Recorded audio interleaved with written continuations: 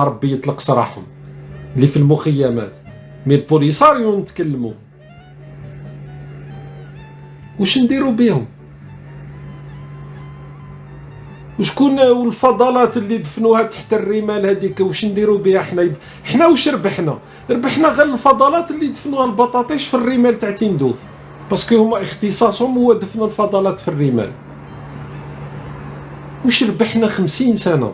عطيوني حاجه ربحناها من البوليساريو. هاي درك فرنسا شيكورتكم، شيكورت النظام الجزائري باش بعبارات شعبيه بسيطه قالت لك الصحراء مغربيه حسب النظام الجزائري. رانا مازلنا ننتظروا في البيان تاع والناس اللي ما فاهمينش علاش 6 شهور خصوصا السنه الاخيره على الاقل كامل وكل يوم نتكلم على الموضوع هذا، باسكو النظام الجزائري راه في واحد التخبط راه ما فاهمينش فيها وين تدي. راكم شفتوا يجيوهم الصفعات الواحده تلو الاخرى.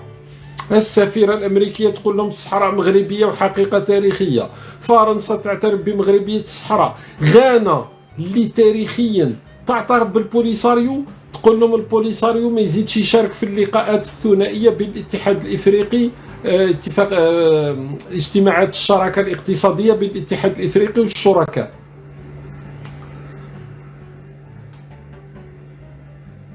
في اقل من اسبوع حنا الصفعه تاع غانا راه مازال ما بريناش، راهي مازالت الاثار تاعها.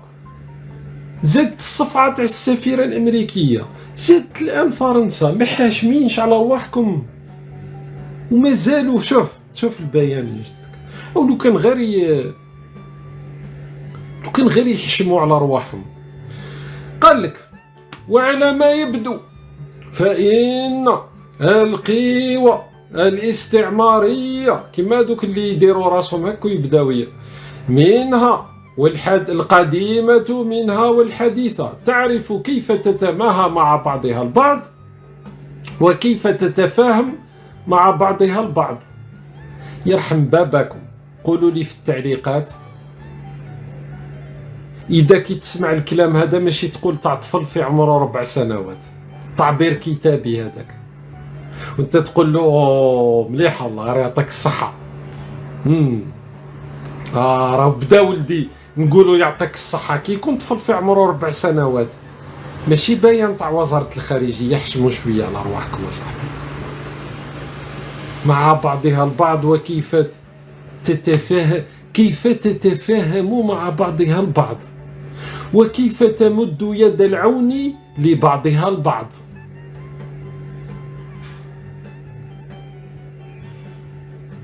ما تحشموش يعني. هذا تعبير، هذا مستوى تاع بيان تاع وزارة خارجية.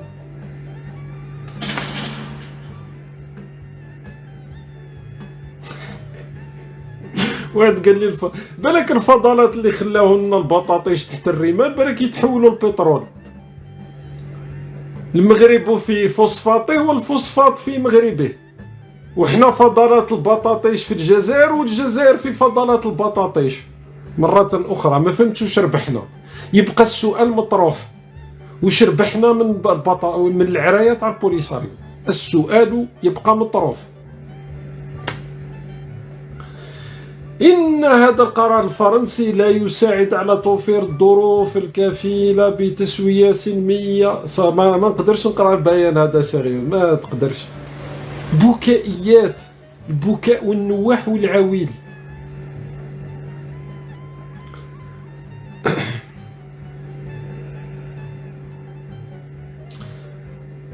تشويه من خلال تأييد واقع استعماري وتقديم دعم غير مبرر لسيادة المغرب المزعومة والوهمية على إقليم الصحراء الغربية. وما يزيد من عدم مقبولية هذا القرار أنه يصدر من دولة دائمة العضوية بمجلس الأمن يفترض بأنها تتصرف وفقا لقرارات هذه الهيئة بشكل البكاء والنواح. ما عندك ما تقرأ، ما عندك ما تشوف.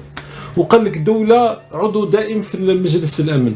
هاي الولايات المتحدة عضو دائم عندها أيامات قالت لكم السفيرة الأمريكية مغربية الصحراء حقيقة تاريخية. واش راكم تخلطوا، واش راكم تخرطوا، واش راكم تيريو برك. تحية لمحمد بوخروبة في ديك الرقدة، أكيد راك فخور. 50 سنة بعد ما ورطنا في القضية تاع البطاطيش، ربحنا غير الفضلات المدفونة في رمال تندوف. بارك الله فيك أبو خروبة.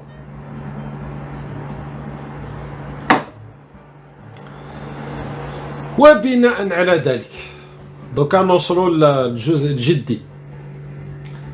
دوكا ماذا ستكون التداعيات على فرنسا بعد ما اتخذت هذا القرار؟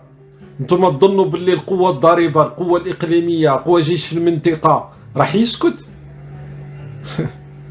خسئتم. وبناء على ذلك، ولا عزاء للخونة، وبناء على ذلك ستستخلص الحكومة الجزائرية كافة النتائج والعواقب. اسمعوا مليح، لن تمر دون عقاب، كما القصف تاع الشاحنات سنة 2021 لن يمر دون عقاب. رانا في 2024 مازال ما كانش العقاب، المهم لن يمر.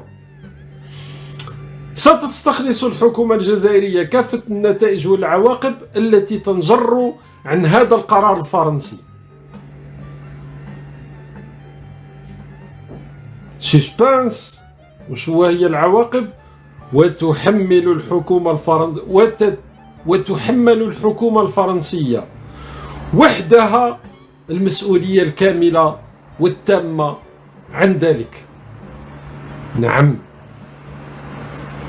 يا فرنسا، قد مضى وقت العتاب وسنحملك المسؤولية. شوفوا قوة الرد، شوفوا الرد الصاعق، الرد اللي يسكت الأعداء. احنا كي يقلقونا القوة الضاربة، القوة الإقليمية، قوة جيش في المنطقة، نحملهم المسؤولية.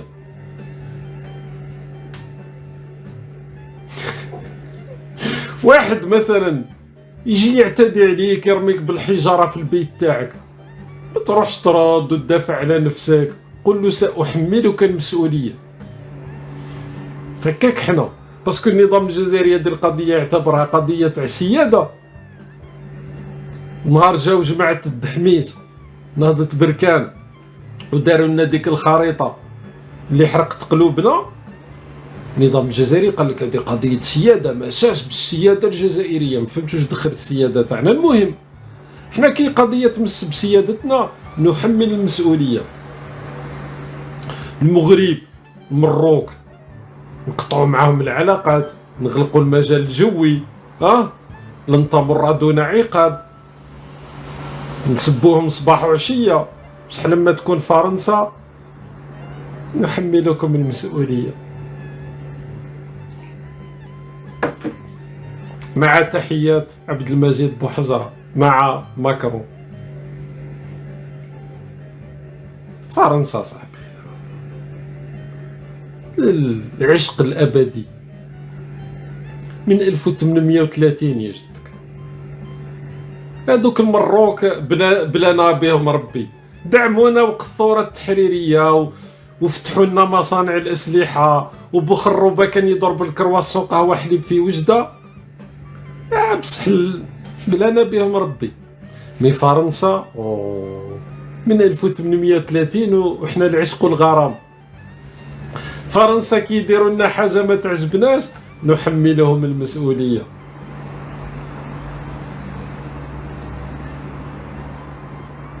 والنشيد يقول: يا فرنسا قد مضى وقت العتاب وجاء وقت تحميل المسؤولية. الجماعة وقت مصالي الحاج كانوا غالطين يطالبوا بالاستقلال، لو كان حملنا فرنسا المسؤولية على استعمارها لنا برك كان هذا سيكون كافيا.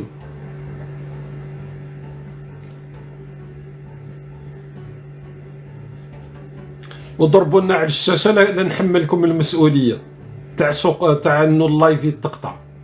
ضربوا على الشاشة.